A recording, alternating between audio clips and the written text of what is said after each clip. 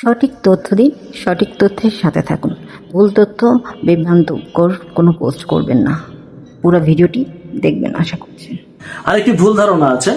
আমাদের অনেক ভাই দেখলাম প্রশংসা করে আমাদের যিনি পাইলট ছিলেন তার সম্পর্কে বলেছেন যে উনি চাইলে একটি ইজেক্ট বাটনে চেপে নিজেকে রক্ষা করতে পারতেন, কিন্তু তিনি বাচ্চাদের কথা চিন্তা করে সেটি করেননি, বরং বাচ্চাদের সাথে নিজেও প্রাণ দিয়েছেন।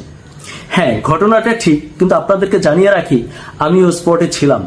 আপনাদেরকে জানিয়ে রাখি সঠিক তথ্য হচ্ছে যে পাইলট প্লেন ক্র্যাশের আগেই ইজেক্ট বাটনে চাপ দিয়েছিলেন এবং তিনি প্যারাসুট নিয়ে উপরে উঠে গিয়েছিলেন।